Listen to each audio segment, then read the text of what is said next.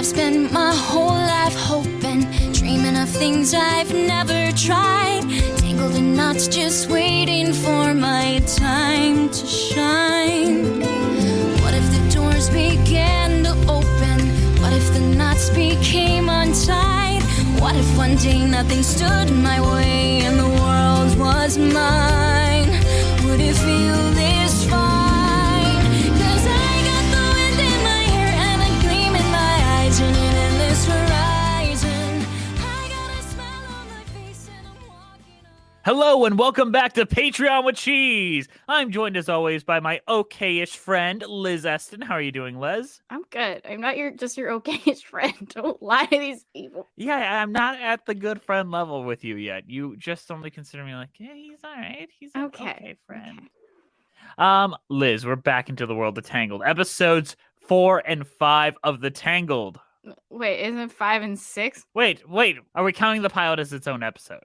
Yeah. I wasn't. I was counting that as episode 0. Pilot is episode 1. No, pilots no, are wait. episode 0. The movie's episode 0. Yes. What? Wait, which are we? We're doing 2 at a time. Yeah, what episode are we on? We're episode 5. 5 and 6. 5 and Yeah. 6. You're right. Math is difficult for me. We both studied communications. We're not good at math. Forgive us. I hard agree. You've heard me on Musicals with Cheese try to do basic math of years, and I don't tend to do those well. Yeah. But what's our first episode? What's it about? So, Cassandra versus Eugene. which is a fan fiction in itself. Yeah, that felt like a fanfic setup. There's a fan fiction based on this episode. I'd put money on that. Or this episode started as fanfic, and then they hired the writer to do a And proper Cassandra was canon. originally like an OC that someone wrote of themselves. Yeah, AUOC. An AUOC of I don't know. But so Rapunzel's sick of Eugene and Cassandra's bullshit. She's sick of it. They're always fighting. Yeah. Because Cassandra's in love with Rapunzel. I'm just saying. It's either she's in love with Rapunzel or she's in love with Eugene, enemies to lover style. Honestly, it might just be a 3-way dynamic at this point. It could Ooh, go a either throuple? way. Yeah. I've had friends that have been in throuples. It sounds It could like be a lot of throuple. work. Not Disney ever do a throuple. Man, they're not brave enough to do a throuple yet. They're not brave. But anyway, cowards. so she locks them in a dungeon, forces them to do puzzles to get out, which most Disney thing ever to solve a conflict. Yeah. This is the problem I might have to bring up. Do you feel the Flanderization of Rapunzel? Because I still feel like Eugene and Cassandra and everyone else are very much characters. Rapunzel feels lost and like she has no story. She has no game in any of the fights that are going on. She is just a periphery to them. She's an excuse at this point. I don't see her as a character. Maybe this will change later on, but as of right now, she is just a periphery to the leads, which is weird because the show is about Rapunzel. If you take Rapunzel out of the tower, what do you do with her? I think that's the problem the writers are having. Like, what do we do with this person? She's fully developed. What can we do with her? Yeah, we don't want to undo the arc of the first one, because of course we don't. That makes sense. Whereas I still really enjoy the arcs of everyone else. I enjoy Eugene, I enjoy Cassandra, I enjoy everything. Yeah. Like, there is an arc there with Rapunzel and her father, but they haven't talked since the movie. Yeah, there was hints at it in the first episode of the series proper, but they tend to not focus on the drama. They focus on the periphery to the drama. Which I get, because it's a kid show, and they need to have it be fun for the children, but... Rapunzel can have fun for the children and have her stories be about her, you know? Yeah, like, you can have Rapunzel have a fun adventure and maybe have a conflict with her father. Like, you could do both. Or like you know what my favorite episode so far is? The one where she has a conflict with Richard Kind. Yeah, me too. Not just because of the Richard Kind of it all, but because she has a factual purpose in the narrative. This is basically the Flynn duology. Yeah. It's just Flynn. Well, last episode was Eugene PI too, so... Yeah. So this it's one's been about the Eugene and trilogy. Cassandra, but this one's about Eugene. Well, okay, so it's been the Eugene Cassandra thing, because it wasn't Eugene Fitzherbert PI. That was 2 episodes ago. The last one was Cassandra and Rapunzel. That was another good one because that actually brought Rapunzel into the drama. And it developed their friendship. Like, she needs to learn to listen. Like, that's a good lesson. There are some good lessons in all of these episodes. There's still good lessons. And this isn't us, like, obviously some episodes are going to focus on characters more or less, and that's fine. It just feels like Rapunzel has no place in her own TV show at the moment. Like, the main focus of this episode was the fact that, like, Eugene had to deal with shit from his past because they got Ron Perlman back somehow. Yeah, big money to get Hellboy back. Yeah, they got Hellboy back to voice 2 people because he plays 2 people. He's a talented actor. He's the Beast talented. from Beauty and the Beast. Come on. He is. Yeah, not the Beauty and the Beast you're thinking of, No, but the one from the 80s. The that Linda looks Hamilton awesome, one. and I definitely want to watch one day. I remember like it was either that or Jerry Springer, so you just watch that. Yeah. No, I saw Angela B had tweet recently just like, I hope you're not watching inappropriate television, and just like post just like a picture of that show. I mean, that's the accurate thing. I mean, I was in Detroit and literally it's either Caillou, Beauty and the Beast, or Jerry Springer if you're sick at home from school. Okay. Yeah, The Price is Right, but that was never my thing. Yeah, I think I went with Caillou for a bit. So. That little bastard. Little ball-headed little shit. Yeah, I just went to Nickelodeon and put whatever it was on. Yeah. I mean, Nickelodeon was on Nick Jr. all day, so that sucks. That's true. Or Cartoon Network is pretty good, though. Pretty consistent. I mean, in my day, it was just always Baby Looney Tunes, which also was just not my shit. Yeah. Depends what time you got there. Like, if you get a half day from school, it's just like, guess I'm watching Baby Looney Tunes at my grandma's house. Yeah, it's the only reason I watched Baby Looney Tunes back in the day. It gives you the vibe of not having to go to school. Amazing. I mean, once you got older enough, you watch ABC Family, and it was like that 70s show all day. Full House, and that 70s show eventually came on. It was just great. But I will say, I am a little jealous of the kids today, where they could just have like Tangled adventure whenever they want and just turn this on and enjoy the entire season. Like, yeah, why do you think Coco Melon has been in Netflix's top 10 for the past 15, what feels like 15 years? I've never even heard of Coco Melon. Coco Melon is a weird show that's animated and for babies. That's all I know about it, and it's all I want to know about it because it looks freaky. Yeah, that's fair. It looks very freaky. It's one of those shows, like a couple of the Disney Plus things, where it's either for infants or for stoners, and there's no in between. Like there's the Atmosphere channels on Disney Plus where it's just like animation stuff, and you just either plop a baby in front of it and they see the pretty colors, or you pop a stoner in front of it, they're tripping out and they're seeing the pretty colors.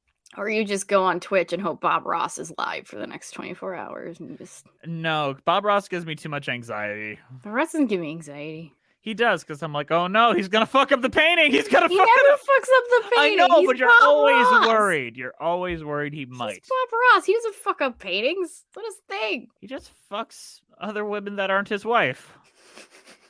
And then Netflix made an unauthorized documentary about him. Yeah. So I haven't seen it. But back to Tangled. What did you think of this episode? Like, honestly, it felt like Eugene and Cassandra were about to fuck. Like, it gave those vibes. If this wasn't a children's show, something was gonna happen between them. They have more sexual, like you know, when in movies where people get to the fighting and they fight so hard, then they start making out. Yeah. That trope. It felt like we had gone to that trope and surpassed it.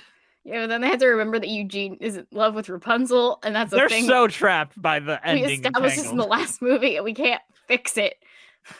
We can't undo what we did. All the kids love these two together, even though there's an age gap that we don't talk about. So yeah, he's canonically 26 in Tangled, guys. That's my age. And how old is she? She's 18 in Tangled. Let me just say this. As a fellow 26-year-old with a beard, being around an 18-year-old sounds like the most horrifying experience of my life. I'm 25, and that sounds... when I was like 23, I worked with like 14-year-olds, and that horrified me. So I was once with like a 21-year-old recently. I'm like, we have nothing in common. No. We are not similar in any way. No, but I enjoyed this episode because I like Cassandra a lot as a character. I just feel really bad for Rapunzel because she's like getting sidelined at the moment. Also, there's still no songs. Yeah, there hasn't been a song yet. You got Alan Menken and Glenn Slater, and you're not writing songs. I do hear from a lot of people that the first season kind of is them finding their footing, and they just have to set up what the show is before they can kind of dive into the narrative. Yeah, which makes sense. This feels like a world building exercise right now. Yeah, and it's fun to see the world. There's just stuff that makes me question. Like, the more I know about the specifics of these people, the more I'm like, oh no. Like, seeing the dungeons where the king just puts political prisoners, and it's implied in later episodes that he just puts people that wreck his clothing in the dungeons sometimes. And I'm like, Rapunzel, your dad might be a monster. Yeah, Rapunzel, we might have a problem. Yeah, so there's that side of it where I'm like, oh no. Yeah, I like Eugene and Cassandra. They have good chemistry. Yeah, their chemistry's great. Also, by episode 6, we finally agreed how to say her name. So thank God. Cassandra? Yeah, I think we agreed on. I think they agreed on Cassandra finally. Yes, but Eugene still says Cassandra because they recorded Zachary Levi in one day and one take for every line. Zachary Levi was like, "I got shit to do. Bye." Yeah, I mean, this isn't a difficult vocal role for him. Or Mandy Moore, I feel like Mandy Moore is putting her all into every line where she's like, especially like in the Richard Kind episode where she like puts on a character affectation that is actually a good character affectation. Like when I first saw her, I didn't know it was her right away. I was like, wait, is that Rapunzel? Oh, wait, it is. So Mandy Moore's putting her all in. Eden Espinosa is one of the best Broadway actresses there are. Yeah. So of course she's gonna nail it as Cassandra. And Ron Perlman was on the recording booth for like an hour and did a bunch of grunts, and then he went and got lunch. Flynn Rider. Stop dead naming Eugene Fitzherbert, guys. I'm kidding. What? I mean, I like this episode a lot. I like the fact that we set up that they're both orphans, which is something that really ties them together, and also kind of leads to the sexual tension where Rapunzel thought she was an orphan but wasn't. And found parents, but these two are legit orphans. These are actual orphans. Or foster kids, as the Annie reboot would tell me to call them. No one cares for you a bit when you're a foster kid. I'm not an orphan, I'm a foster kid. It's different. Yeah. I really I liked how they connected on something personal that they didn't realize about each other. That was nice. Yeah. Which is a nice way to clear a conflict, even though they didn't completely clear it, which I appreciate. No. They immediately undid it. They both did a kind thing for the other. They saved each other. Even though they helped each other out. And normality restored. We'll try to get along. It might be a little hard, but we'll get there. We both love Rapunzel. Rapunzel is great. We both love Rapunzel in probably the same exact way, but we're not going to say it out loud because this is a Disney show. We both want to dive into that hair pile. Oh God. He does get a kiss in episode 6, which is like very surprising to me. I was like, affection. So next we have the return of Strongbow. James Monroe Iglehart is here he is so stinking good in everything he does. So good. I don't think he's capable of putting like a half-ass job into anything. No. So what happens in this episode, Liz? So we start with a flashback, which reminds us that Flynn Rider was 18 8 years ago and reminds us of the prevalent age gap we don't talk about anymore anyway. Hey, that's the reason why they have separate rooms. Because he's 26. Oh God. Anyway, we see a flashback and Eugene is still Flynn, is hanging out with Strongbow and steals a bunch of stuff, who is revealed later to be from the Queen, who is his future mother-in-law. Yeah. Honestly, is he closer in age to the Queen? He might be. You know what I would love if the show would just cut to what Rapunzel was doing during that, and she's like playing with blocks of Mother Gothel's like little tower. She's like 10 years old, just like coloring. And she just hears like a horse whinnying, like, huh, weird. Donna Murphy's just like, Rapunzel, we need to brush your hair. I have a wrinkle on my forehead. You need to fix it. But anyway, they steal a ring from the mom. This is real later to be the mom, so this is not significant right now. But anyway, then 8 years later, Strongbow comes back because he needs Flynn for a job. Flynn is like, do I go back to my thieving ways? Or is it just like, I don't want to go back to my thieving ways, but can I help out my orphan buddy? Yeah, help my orphan friend, who also has a fake name, and I forgot his real name. It was Percival or something like that? Yeah, it was something with way too many syllables. Well, I mean, Eugene Fitzherbert is filled with them. Yeah, it's a running thing in the show. All thieves have longer names with more syllables that are their actual names. They're dweeby names. Oh They're my dweeb god, names. Percival. Meanwhile, Varian over here is like a dweeb with the shortest name humanly possible. He's an incel. Varian is an insult, confirmed. But I anyway, they go on an adventure. Yeah, they go on an adventure. They steal from a rich person, a baron, They steal from a baron who they're getting revenge on, because they took all the stuff that they stole fair and square. apparently.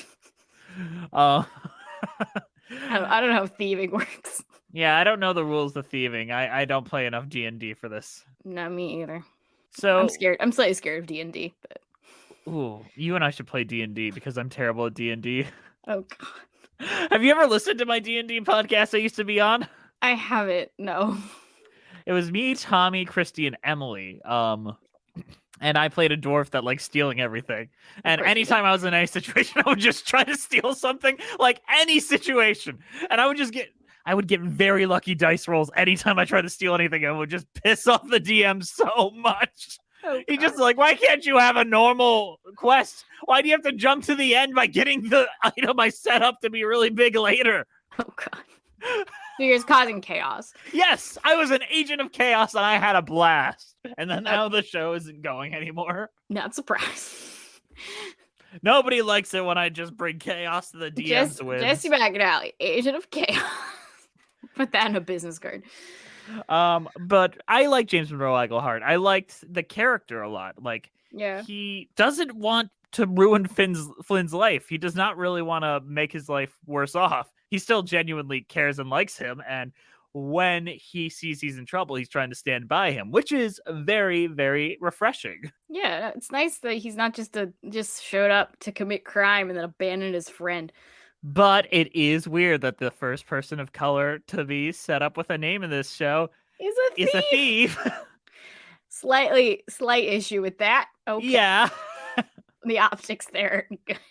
Cassandra could have been a black woman. There could have been a lot of things. Yeah, but I think based on the casting alone, he'll probably come back and Yeah. then he'll do better things. Yeah, because even when he was in Kimmy Schmidt, he kept coming back. Yeah, exactly. But of course you bring him back. Like He's a lot of fun. He's so good. He's so good. You know, I haven't seen him in Kimmy Schmidt because I quit after season 2, I think. So. I mean, he was in season 1 of Kimmy Schmidt, so He was? I do Yeah. not remember anything about Kimmy Schmidt. he was the Broadway performer that Titus is up against. Oh yeah. Now I remember. Yeah, they were both trying out for Spider-Man. Too many Spider-Men. Too many Spider-Man. That was Kimmy the best Schmidt had joke some in that gold in the show. first season. That was the best. The first season of Kimmy Schmidt's great. Yeah, It every kind of other goes into season a is weird bad. direction. I like Tina Fey a lot, but she has some questionable choices. I do not say she never has made a bad choice. No, like the multiple N-words in Mean Girls. 100%. That is a baffling choice. Yes. Also, the Native American aspect of Kimmy Schmidt, which is poorly handled. Or the Asian American aspect of Kimmy Schmidt. Which is even more poorly handled. A lot of it is poorly handled. Yeah, I will say it's strange how much better 30 Rock has aged than Kimmy Schmidt, and 30 Rock even has moments that really haven't aged well. You know, like the statutory rape plot line with, like, Susan Sarandon. Yeah. Oh my god. I was really bored last weekend, so I watched That's My Boy. That's a big statutory rape reveal Yeah. there. I went to the Wikipedia page and it recommended I read about Mary Kay Letourneau. That's It's a really bad movie. Never What was watch it. I was talking about to Nando V Movies off mic about Mary Kay Letourneau when we did our episode on The Nightman Cometh. Mary Kay Letourneau and The Nightman Cometh too. I don't know how it came up. We were just talking. Oh, we were talking about some famous person that was defending Mary Kay Letourneau. Oh no! Don't defend Mary Kay Letourneau. Like, hey, she did nothing wrong. Yeah, oh, she it was Bill did. Maher. Bill Maher was defending. Of course, it was Bill freaking Maher. Hardcore defending her. Like, come on, they're in love, and now they're married. Like, They were married. She's dead now. What? Yeah, she died. How much older was she? A lot. I don't remember. Was she 97? You think she was in her 90s, late 80s? I don't remember when she died. Oh my But I God. remember reading this article and I found out she died. So, but they actually got divorced before she died. Okay. So he divorced her because he realized what was incorrect about their Oh, she relationship. just died like a This year is ago. a recent addition. She was 58. So, Okay. oh God. Yeah, the more I read about the oh God. Yeah, there's a lot of detail in this Wikipedia article. Like there is and there isn't. Like it's 5 paragraphs, but they're 5 intense paragraphs. Yeah, they are. Oh God. Rape is still rape, even if Still you're a rape. woman. Rape is always rape. Yep. A 12-year-old cannot give consent. Yep, especially when it's their teacher. There is a power imbalance found there. Oh God. But even if they're not a teacher, a 12-year-old cannot give consent. Yeah. Just don't. Tangled. I love when we're talking about a children's show. We go to random Mary Kay Letourneau. I don't even know how we got to Mary Kay. Oh, because of That's My Boy. Because that's 30 Rock. That's my boy, Mary Kay Letourneau. Isn't the twist in 30 Rock that her, like, Lonely Island guy's girlfriend is cheating on him with her brother? Yep. What a classy Yep. movie. Yeah, it's super classy. I like to imagine after the movie, Leighton Meester immediately fired her agent. Because she was in The Roommate the year prior, which is a really bad horror movie that is trying to be Basic Instinct, but set in college. And then she did That's My Boy. And then I imagine she called her agent and fired them. What has she been in since then? I do not remember. She just quit acting. That's just So, like, I'm done. I don't think she's done. I think she's been in smaller things that I have not paid attention to. But also, the guy playing her brother is the guy from This Is Us. Which guy? Taserface? Milo. I can't say his last name. Not Chris. No, whatever. the guy who plays the dad. Oh, yeah, I know. Yeah, and all the flashbacks because he's not alive. He was also Spoilers in for This Is Gilmore Us. Girls. Yeah, which is also has Mandy Moore in it, which means we're back on track. Back on to Tangled. We circled all the way back to the We actual got there. topic. It's like playing, like, wasn't that the game 6 Hitler? Degrees of Kevin Bacon. Oh, yeah, but the Wikipedia version is Hitler, where if you look up anything, if it takes, how many clicks does it take you to get back to Hitler? Yeah, exactly. But I like this episode a lot. Eugene sticks by his guns. They set up a lot of his past, and his relationship with Rapunzel's mother, strangely, like, is really, really well executed here. Yeah, no, I like how she like saw the change in him. Like he admitted to his wrongdoing, even though Rapunzel was like, "Let's just do some schemes to make sure this doesn't happen." And Eugene Character is like, development, or not undoing the character work done in the movie. no, which I was worried about because I was like, Eugene is still obsessed with his own face. Like, I mean, that was never a part of his arc. that's true. It wasn't part of his. I mean, if I looked like that, I would be obsessed with my face. I just imagine Zachary Levi. You know how I got a face like this? I just sat down and prayed really hard, and you know what? If you do it too, maybe one day you'll have great rewards. Hands a Bible. Hands you a Bible. Think about it. And then I would say no, but I will still make out with you. I'm married. Very happily married to my wife. Very, very happily married to my wife in the church. My wife is Jesus. I'm pretty Yeah. sure he actually has a wife. The only person to come in my wife aside from me is Jesus. Oh God. Oh God. Oh God. Remember, if you have too much sex, you become a chewed up piece of gum. Yes, payoff to like previous episodes, but Yes, which recently that's on the main feed now. As of the day we're recording this. So oh yeah, you're right. How do I remember this because my significant other reminded me that it was up.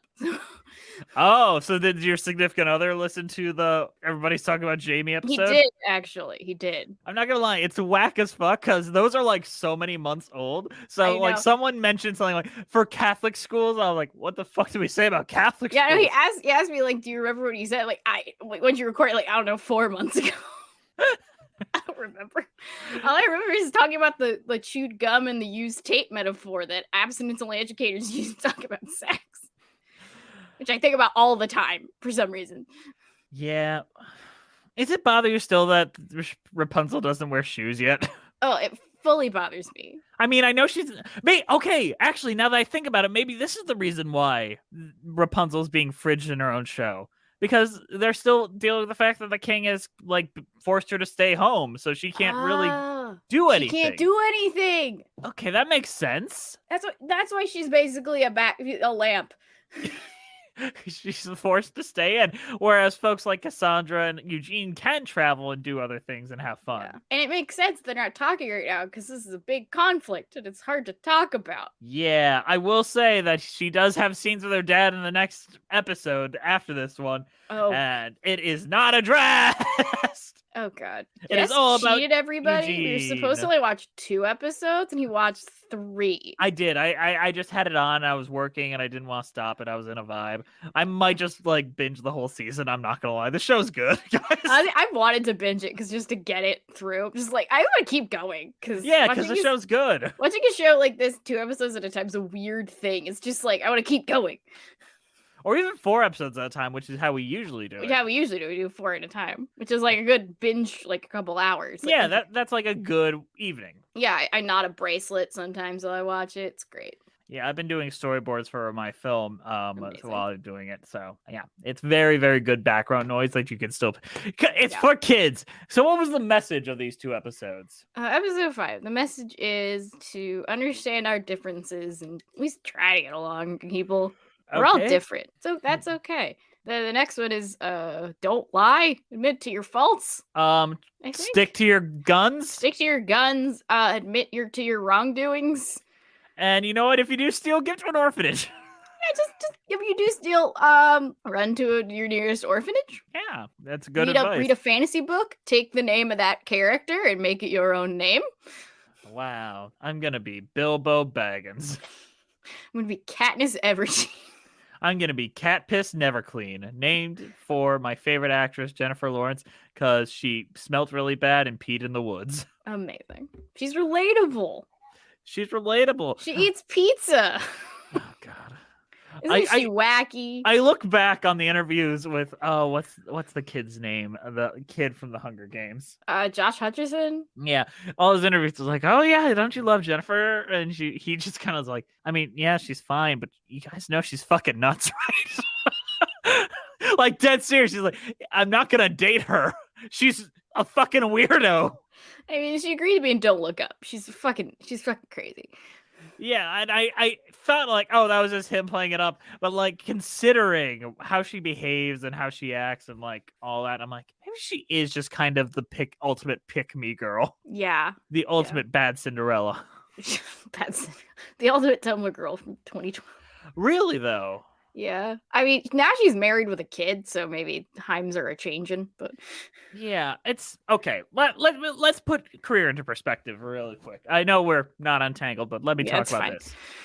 Kate Winslet, when she's 23, looks like she fits along with all the grown-ups in her films. She fits perfectly into all Jane Campion's work. She fits perfectly in Titanic. She, in fact, looks older than her co-star in Titanic, which people then therefore feel it's okay to call her fat because the 90s. Fuck that noise. Yeah, I mean, but Kate Winslet fits right into prestige movies and looks like she fits in wiser beyond her years. Jennifer Lawrence looks like a child playing dress up in every David O. Russell film she's in.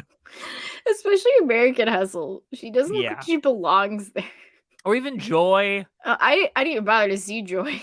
Or Silver Linings Playbook. Even then, she kind of feels like, hey, this is an act. Oh, yeah. No, Joy was coming out back in the old days when we could go to movie theaters and not panic about terrible things happening to us. Yeah.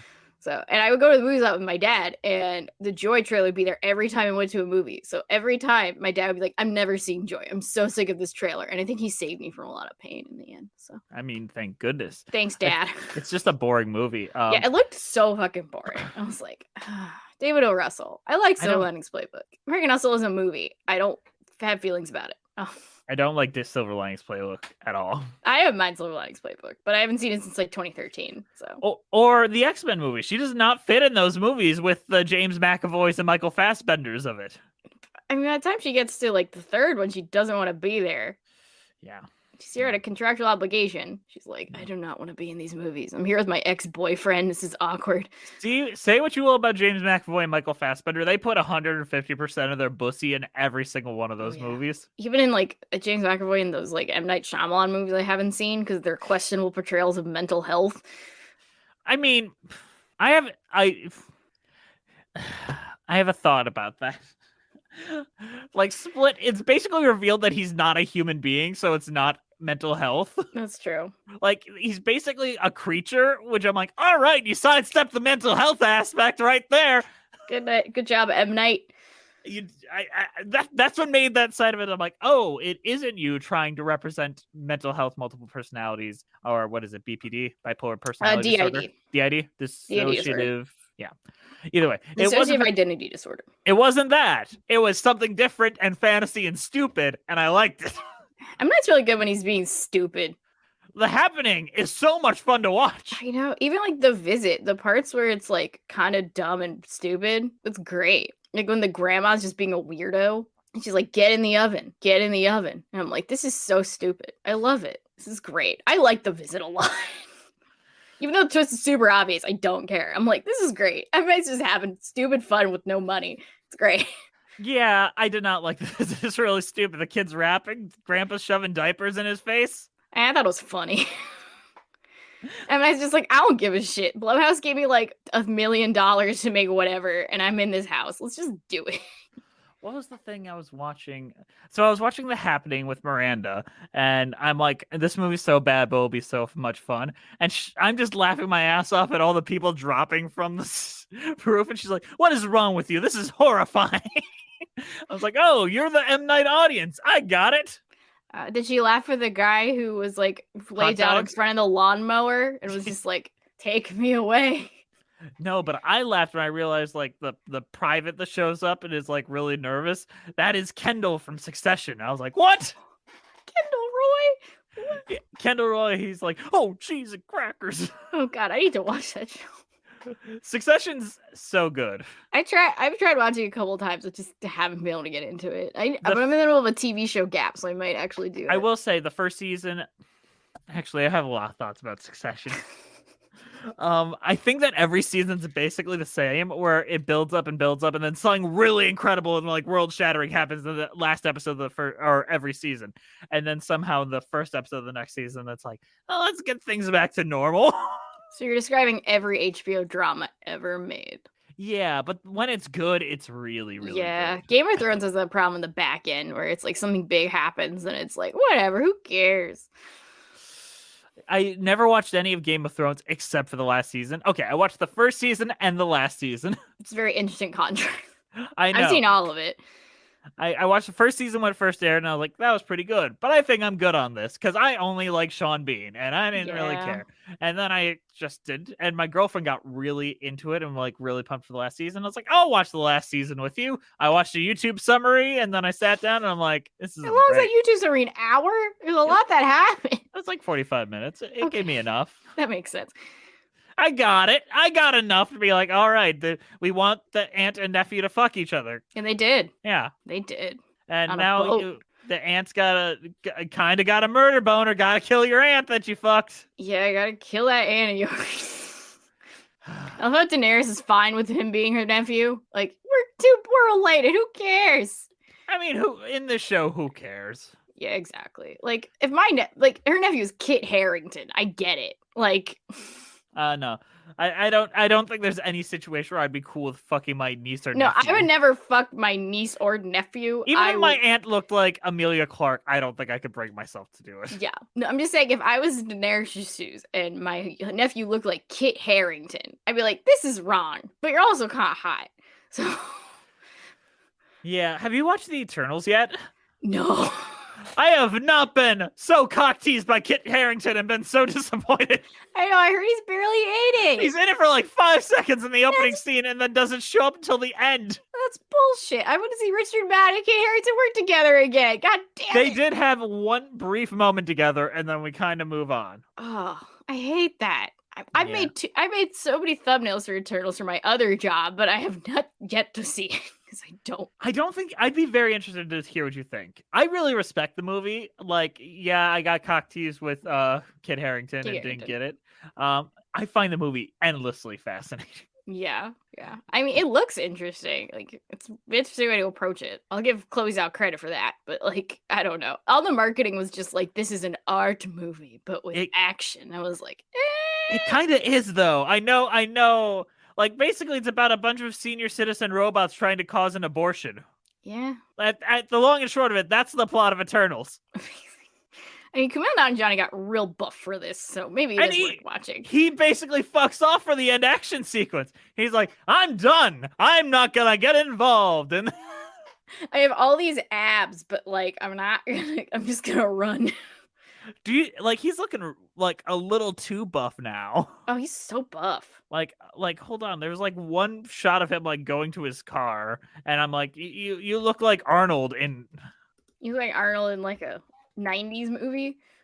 Like, hold on. Like his neck and his body are basically the same size at this point. Oh God. Hold on. Let me just send it to you. I can show it to you. Hold on. We're living that life now. Oh yeah, we're not on Discord.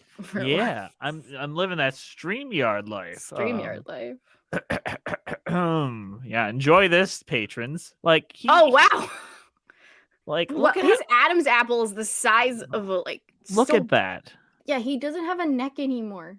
Like, I don't mean to talk body shaming because he looks great. Good on him if this is what he wants. But my God, dude. Yeah.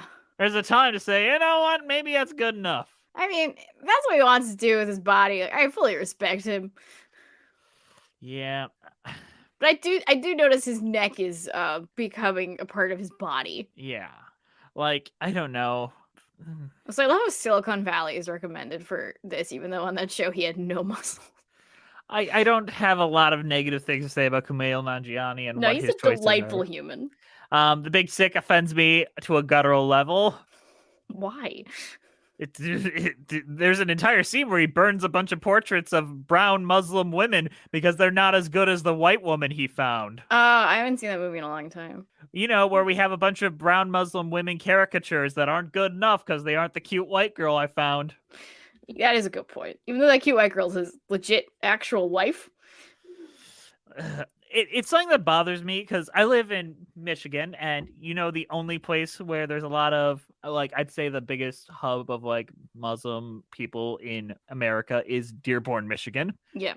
Outside of like their actual countries. So I know them very well. And one of my favorite things is just when you have people in their hijabs and they're just like rapping. It's my favorite thing in the world. They are so joyous and so happy. And it brings me joy to see that. And then they just bothers me every time they're just such a bore in every film that they are, because no white person is really able to represent them as humans outside of caricatures. Yeah, that's a good point. That's just a thing that bothers me.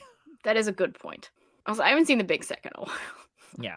I only watched it because at the time I was running a film magazine and I had to do a top 10 list and I didn't have enough writers. So I had to watch The Big Sick real quick and be like, I guess The Big Sick is getting on the list and no one wants to write a blurb. And do you know who, like there's a scene where Kumail Nanjiani goes on a date with one of the Muslim girls and it's Heather from Crazy Ex-Girlfriend.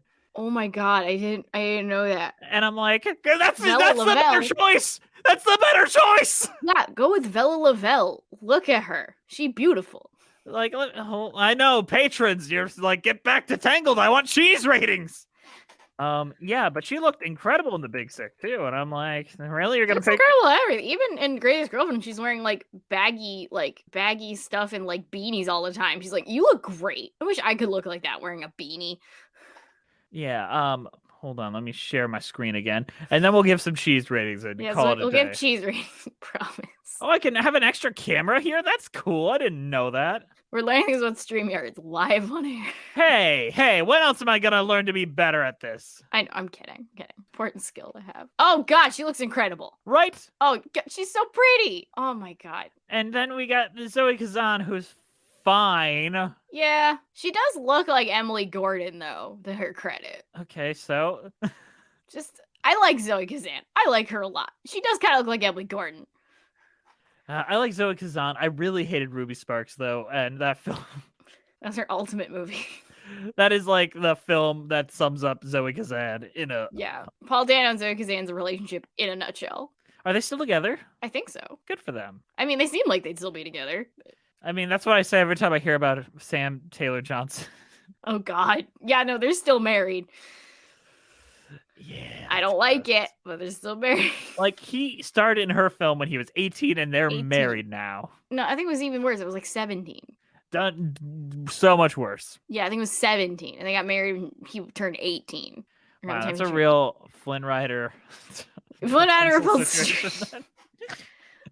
just a quick reminder, Flynn Rider is 26. 26. Same age as me. And I do not want to date an 18-year-old. Yeah. I'm almost 26. When's your birthday? September. That's common. It's common. I know. Luckily, my significant other turned 26 before me, so. Yeah, my significant other still has a couple years to go, so. Valid. Me and my partner are only like 4 months apart from each other because I was born at a weird time, so. That's fine. So I guess I can talk about this on here because knowing Patreon. I'm surprising my partner with a trip to Salem for their 25th birthday. That's going to be fun. October. It's Halloween, so we're going to have Halloween in Salem. I love it. It's very sweet. Yeah. Yeah, I'm proud of that one. Cool love. Yeah, I saw Hades Town with my my partner last weekend. Oh, how was it? It was great. I saw it in the city that I'm nearby. Was it Philadelphia? Yes, it was. Was it Will sunny? Smith was there. Will Smith was there? No. I Will Smith was you not there, but that's a big marketing thing for people from near Philly. It's like, Will Smith grew up here. So? Yeah, he never comes back. So, like, what do you want? All we have is M. Night, who keeps coming back. It's just like... I'll give M. Night credit. I like the fact that he shoots all his films in his town. Except for Old, which is notable only because there's no beaches in Philly. So, man. So anyway, I saw him in Philly. It was very good. And even my partner even enjoyed it, which he's not a musical theater person. So yeah. Appreciate Very good tour. Great tour. Yeah, it's a great tour, even though Hermes is played by a white dude, which is a question. Okay, so fun fact about that. I saw it twice because, the first weekend I bought tickets and the second weekend I got free tickets. Yeah. First weekend we had Hermes understudy, which I don't know if you saw them in the ensemble, but there's a larger African-American guy. Yeah. He was Hermes, and he was great. He was Hermes? 10. Yes, he was great Hermes. I wish I saw that. He was so good. And then the next weekend, we got white Hermes, and I'm like, this isn't working for me. This is not working for me. Weird.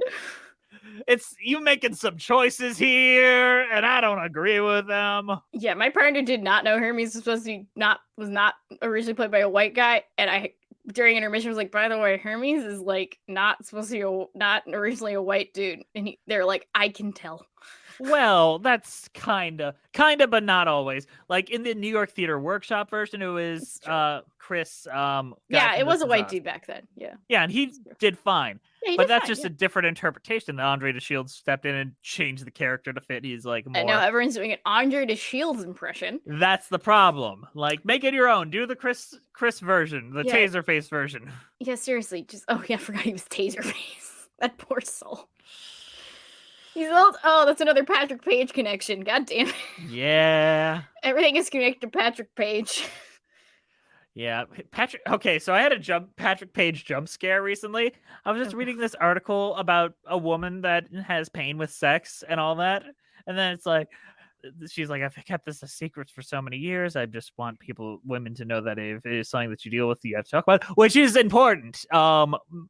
It is, but then it's like her and her husband Patrick Page have been together 26 years, and he was not aware of this until recently. I was like, what? Is it the same? And then I look, it's the same Patrick Page. The things you learn about Patrick Page. This man is a legend. I don't want to imagine Patrick Page having sex. I don't think anyone does. Thanks, article. You read it. I'm kidding. I didn't expect. I know. Went into it for one reason, came out with other stuff. I know. Patrick Page jump scares are the worst jump scares. I'm going to make a horror movie and include a Patrick Page jump scare somehow. And then he just... Honestly, if Guillermo del Toro was gonna do the Haunted Mansion, Patrick cast him as the Bates. butler. Yeah. Yeah, that'd be perfect casting. It was originally it was the Deepest Eddie Murphy movie. The guy who played Terrence Stamp. Yeah, Terrence Terrence Stamp in the Stamp. Eddie Murphy movie. Yeah, that was good casting too. Yeah, I don't but the hate rest of it that Eddie wasn't. Murphy. I don't So- hate that movie. Yeah, It has but some still. amazing Rick Baker special effects, practical effects in that film. Also, It that is set is so pretty. yes. I want to live on that set. Like if you take the mise en scène for that movie and then just take Eddie Murphy out. Take Eddie Murphy trying to act out. Like, great movie. Yeah. I mean, at least it's something to look at. Yeah, it's very pretty to look at. It's like Crimson Peak. It's a very pretty movie, but I love Crimson Peak. the plot is nonsensical and the acting is weird. What? How dare you say that about Crimson Peak? The plot makes perfect sense. The brother and sister are fucking and murdering other women. Yeah, but still, it was stupid. I haven't seen it since 2015. I saw it in theaters in I college. saw it in theaters too. So maybe I should watch it again. I gotta watch Nightmare Alley anyway because it's on streaming, Oh, I did so not I can't like- watch it. I did not like Nightmare Alley at all. Well, it's not for Best Picture nominations are bad this year, apparently. Yeah, I really did not like Nightmare Alley at all. I really hope West Side Story wins Best Picture. I do too. Wouldn't that But be it'll funny? probably be Don't Look Up. Are you shitting me? That is the ultimate green book choice, though. It's probably gonna be Don't Look Up. You know what, Liz? You and I should have an Oscars night where we just cover the Oscars. I never watch the Oscars. We should. I We just can- read we the can results the monetize next it. day. We can monetize it. Come on. Hey, fine. I don't even know when the Oscars are. I'm sure this musical theater fan base will love us complaining about the Oscars. Well, multiple musicals are nominated. That's true. It's vaguely connected. West Side Story, Tick Tick Boom, Oh yeah. Ariana DeBose. We kind of set up our thirst for Ariana DeBose When are the Oscars? sometime in March, February. I don't know. Okay, because I gotta watch West Side Story. When are the Oscars? March 27th. Okay, good. West Side Story will be on Disney Plus by then, so I will Yeah. have seen it. So Yeah. Either way, what's your overall thoughts of these two episodes of Rapunzel and your cheese rating? I like both these episodes. I think the messaging was good. It wasn't like the last time where one had a very confusing message. Yeah. Yeah. Still ACAB, everybody. So I'm gonna give episode 5 Beast Cheese. 80s Beast Cheese. Not the one you're thinking of. And I'm gonna give episode 6 cheese I stole from my parents' kitchen. That's fair. I like these two episodes a lot. So much that I wanted to keep watching the series, as we previously said. So the first episode, Cassandra versus Eugene, I'm gonna give that a flaming hot Cheeto because it's spicy. It's spicy. And the next episode, the Thieves Cheese, I'm gonna give it any cheese from Tom and Jerry that Jerry has stolen from Tom. What a thief he is. Yeah, what a thief. He's just But- trying to live, though. Yeah, but we'll see you next time on Patreon with Cheese. Thank you for listening. Say goodbye, Liz. Bye-bye. Bye.